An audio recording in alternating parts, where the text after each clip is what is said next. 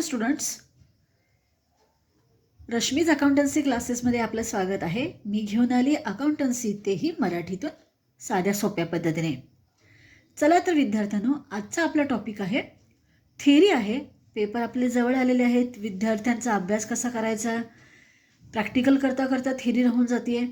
त्याच्यामुळे आजचा टॉपिक घेतला आहे मी accounts of not for profit concern या टॉपिकची थिअरी. या टॉपिकची थिअरी सांगताना सगळ्यात पहिला क्वेश्चन आहे, select the most appropriate alternative from those given below. याचा अर्थ आहे खाली दिलेल्या ऑप्शनपैकी एक ऑप्शन सिलेक्ट करा. त्यातला फर्स्ट पॉईंट आहे, not for profit concern renders dash dash service to public at large. या वाक्याचा अर्थ आहे नॉट फॉर प्रॉफिट कन्सर्न म्हणजे ज्या संस्थेचा चॅरिटी देणे हा सगळ्यात पहिला उद्देश असतो, तो पब्लिकला कुठल्या गोष्टी, कुठल्या सर्व्हिसेस मोठ्या प्रमाणात देतो, तर सोशल सर्व्हिसेस. याचं उत्तर आहे second one. Donation for scholarship fund is. ज्यावेळेस स्कॉलरशिप फंडसाठी डोनेशन मिळतं, म्हणजे डोनेशन हे स्पेशल पर्पजसाठी मिळतं, हे काय आहे, तर कॅपिटल रिसिप्ट आहे. नुसतं डोनेशन जनरल असेल तर ते असलं असतं रिव्हेन्यू रिसिप्ट, पण हे स्पेशल पर्पज स्कॉलरशिप पर्पजसाठी मिळाले म्हणून हे कॅपिटल रिसिप्ट. त्यानंतर third one, income and expenditure account is a dash account. त्याच्या नावाचाच अर्थ आहे इन्कम आणि एक्सपेंडिचर अकाउंट म्हणजे हे कसलं अकाउंट आहे, तर हे आहे नॉमिनल अकाउंट. नॉमिनल अकाउंट म्हणजे इन्कम झाले, एक्सपेन्सेस झाले, तर ते नॉमिनल आहे, त्याच्यामुळे नॉमिनल अकाउंट. त्यानंतर fourth one, outstanding subscription at the end of the accounting year represent. Subscription outstanding आहे, हे अकाउंटिंग इयरला बॅलन्स शीटमध्ये कुठं प्रेझेंट केलं जातं, तर ॲन असेट. आउटस्टँडिंग म्हणजे येणी आहे पण आलेले नाही आहेत, सबस्क्रिप्शन म्हणजे वर्गणी, आलेले नाही आहेत अशी येणी आहे म्हणून असेट होते, म्हणून असेट साईडला. त्यानंतर ना, subscription received in advance during the accounting year is. पुढच्या वर्षीचं सबस्क्रिप्शन याच वर्षी मिळालं असेल तर त्या सबस्क्रिप्शनला या वर्षीची लायबिलिटी असं म्हटलं जातं. 6 वन आहे, excess of income over expenditure is treated as. ज्यावेळेस इन्कमपेक्षा एक्सपेंडिचर म्हणजे उत्पन्नापेक्षा खर्च हे जास्त होतात, त्यावेळेस त्याला काय म्हटलं जातं, एक्सपेंडिचरपेक्षा उत्पन्न हे जास्त होतात त्यावेळेस त्याला म्हटलं जातं सरप्लस. आणि ज्यावेळेस एक्सपेंडिचर हे जास्त असतं इन्कमपेक्षा त्यावेळेस असतं डेफिसिट. आज आहे excess of income over expenditure, जे खर्चापेक्षा इन्कम जास्त असेल तर सरप्लस म्हटलं जातं.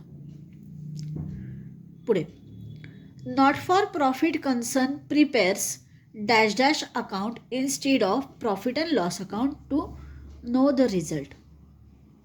म्हणजे NPO कन्सर्नमध्ये प्रॉफिट अँड लॉस अकाउंटच्या बदल्यात कुठलं अकाउंट तयार केलं जातं, income and expenditure account. Next, the closing balance of receipt and payment account usually represent. Receipt and payment अकाउंटचं जे काही क्लोजिंग बॅलन्स आहे त्याला काय म्हटलं जातं, कशाचं प्रतीक आहे, तर कॅश आणि बँक बॅलन्सचं प्रतीक आहे. त्यानंतर आहे, not for profit organisation is also called dash dash organisation. NPOच्या संस्थेला दुसरं नाव, अल्टरनेट नाव काय, तर सर्व्हिस ऑर्गनायझेशन. त्यानंतर 10th, expenditure on purchase of building is a dash dash expenditure. ज्यावेळेस बिल्डिंग परचेस केली जाते त्या खर्चाला कशा पद्धतीचा खर्च म्हणतात, बिल्डिंग म्हणजे फिक्स्ड असेट आहे म्हणून कॅपिटल एक्सपेंडिचर. अशा पद्धतीने पॉईंट A कंप्लीट झाला आपला. आता पॉईंट B बघा, ज्यांना स्क्रीनशॉट हवे असतील त्यांनी स्क्रीनशॉट देखील घेऊ शकतात. मी आन्सर देखील तिथे लिहिलेले आहेत. Write the word term phase with can substitute each of the following statement.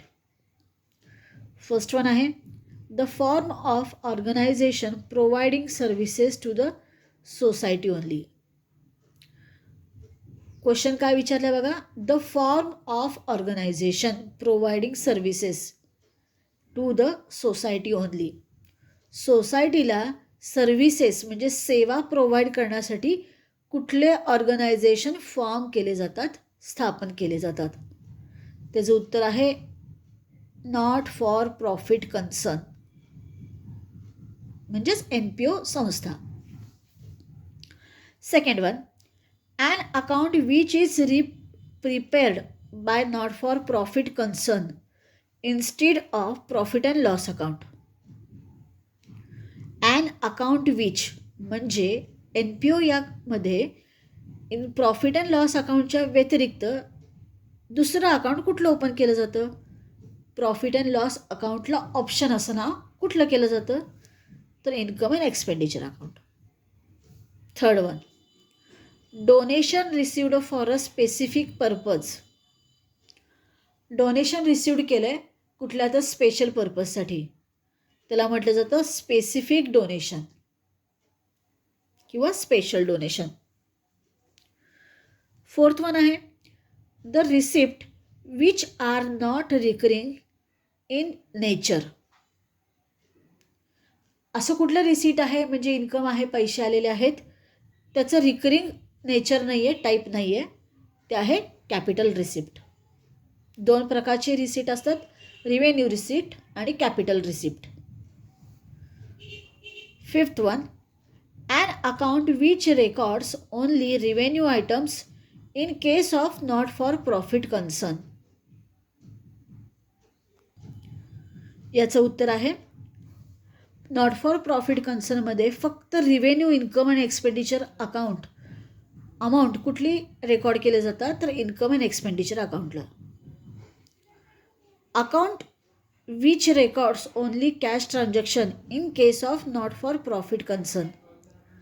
असं कुठलं अकाउंट आहे की त्याच्यामध्ये फक्त कॅश ट्रान्झॅक्शनच रेकॉर्ड केले जातात, ते अकाउंट आहे receipt and payment account. The income which is earned during the year but not received during the year. म्हणजे यावर्षी इन्कम आहे, यावर्षीचं इन्कम आहे पण ते यावर्षी रिसिव्ह झालेलं नाही आहे, त्या इन्कमला काय म्हणतात आउटस्टँडिंग इन्कम किंवा incurred income. 8.1 the credit balance of income and expenditure account. Income आणि एक्सपेंडिचर अकाउंटचं ज्यावेळेस क्रेडिट बॅलन्स मोठं असतं म्हणजे इन्कम साईड मोठी असते त्याला काय म्हटलं जातं surplus. 9th one the excess of total asset over total liabilities of a not for profit concern. ज्यावेळेस टोटल लायबिलिटीपेक्षा टोटल असेट हे जास्त असतात या दोन्हीमधल्या डिफरन्सला काय म्हटलं जातं तर कॅपिटल फंड. आणि नेक्स्ट आहे all such receipt which are non recurring in nature and not forming a part of regular flow of income. याला म्हटलं जातं कॅपिटल रिसिप्ट. सी क्वेश्चन आहे state whether the following statement are true or false with reason. पहिलं statement आहे not for profit concern do not have profit motive. म्हणजे NPOच्या संस्थेमध्ये profit मिळवणे हा मेन उद्देश नाही आहे, तर हे बरोबर आहे true. Charitable institutions prepare profit and loss account at the end of every financial year. जे काही चॅरिटेबल इन्स्टिट्यूट आहेत profit and loss account every financial इयरला करतात का तर नाही करत. तर एव्हरी फायनान्शियल इयरला चॅरिटेबल हॉस्पिटल वगैरे जे काही संस्था आहेत इन्स्टिट्यूशन्स आहेत ते NPOचं रूल फॉलो करतात, त्याच्यामुळे प्रॉफिट अँड लॉस अकाउंट करत नाहीत, म्हणून सेकंड नंबर ऑप्शन फॉल्स आहे. Third one there is no difference between receipt and payment account and income and expenditure account. या वाक्याचा अर्थ आहे इन्कम अँड एक्सपेंडिचर अकाउंट आणि रिसीट अँड पेमेंट अकाउंटमध्ये काहीच डिफरन्स नाही आहे. तर हे चूक आहे. 4th one, income and expenditure account represent either surplus or deficit. याचा अर्थ आहे इन्कम अँड एक्सपेंडिचर अकाउंटमधनं एक तर आपल्याला सरप्लस मिळतं, एक तर डेफिसिट मिळतं. It's true. 5th one, receipt and payment account do not have any opening balance. Receipt and payment अकाउंटला कुठल्याही प्रकारचा ओपनिंग बॅलन्स नसतं, हे असं त्याचं उत्तर आहे. याचा आन्सर आहे false. 6th one, not for profit concern do not prepare balance sheet. Not for profit कन्सर्नमध्ये बॅलन्स शीट तयार केली जात नाही. त्याचं उत्तर आहे false. 7th one, purchases of sports equipment is a capital expenditure. जे काही स्पोर्ट्सचे इक्विपमेंट परचेस करणे आहेत हे कॅपिटल एक्सपेंडिचर आहे का? हे बरोबर आहे. It's true. 8th one, income and expenditure account is a real account. Income आणि एक्सपेंडिचर त्याच्या नावातच त्याचा अर्थ आहे. इन्कम आणि एक्सपेंडिचर अकाउंट नाव कुठेही येतं ते असतं नॉमिनल अकाउंट. त्याच्यामुळे हे रिअल अकाउंट नाही आहे, म्हणून हे स्टेटमेंट फॉल्स आहे. 9th one, receipt and payment account contains only transaction related to current year. Receipt and payment अकाउंटमध्ये फक्त करंट इयरचेच ट्रान्झॅक्शन असतात का? तर नाही, लास्ट इयरचे देखील असतात, नेक्स्ट इयरचे देखील असतात. त्यामुळे धिस स्टेटमेंट इज फॉल्स. आणि last one, excess of asset over liability is called capital fund. Asset आणि लायबिलिटीमधला डिफरन्स जो असतो त्याला म्हटलं जातं कॅपिटल फंड. It's true.